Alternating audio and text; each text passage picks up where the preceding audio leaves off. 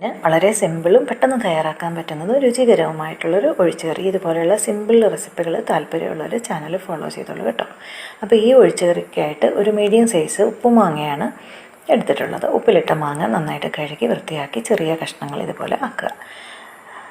തയ്യാറാക്കിയ കഷ്ണങ്ങൾ ഒരു പാത്രത്തിൽ കുറച്ച് വെള്ളം കൂടെ ചേർത്ത് ഒരു 2-3 മിനിറ്റ് അടച്ചു വെച്ച് വേവിക്കുക. വെന്ത കഷ്ണങ്ങളിലേക്ക് ഒരു 1/2 കപ്പ് തേങ്ങാ ചിരവിയതിലേക്ക് 1 സ്പൂൺ മഞ്ഞൾപ്പൊടി, എരിവിന് ആവശ്യമുള്ള മുളക് പൊടി ചേർത്ത് മയത്തിൽ അരച്ച അരപ്പൂടെ ചേർത്ത് നന്നായിട്ട് ഇളക്കി യോജിപ്പിക്കുക.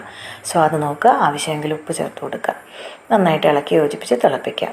നന്നായിട്ട് തിളച്ച് വരുമ്പോൾ അതിലേക്ക് 1 ഗ്ലാസ് നല്ല പുളിയുള്ള കട്ടിമോരോ അല്ലെങ്കിൽ 1/2 കപ്പ് ഉടച്ച പുളിയുള്ള തൈരോ ചേർത്ത് ആവശ്യത്തിന് വെള്ളം കൂടെ ചേർത്ത് ഇളക്കി യോജിപ്പിച്ച് ഒന്ന് പതഞ്ഞ് പൊങ്ങുമ്പോൾ വാങ്ങുക. തൈരോ മോരോ ചേർത്തതിന് ശേഷം തിളയ്ക്കേണ്ട ആവശ്യമില്ല. അതിലേക്ക് വെളിച്ചെണ്ണയിൽ കടുക്, ഉലുവ, 2-3 വറ്റൽമുളക്, കറിവേപ്പില താളിച്ച് തീർക്കുക. അങ്ങനെ സ്വാദിഷ്ടമായ ഉപ്പിലിട്ട മാങ്ങ കൊണ്ടുള്ള ഒഴിച്ചുകറി റെഡി.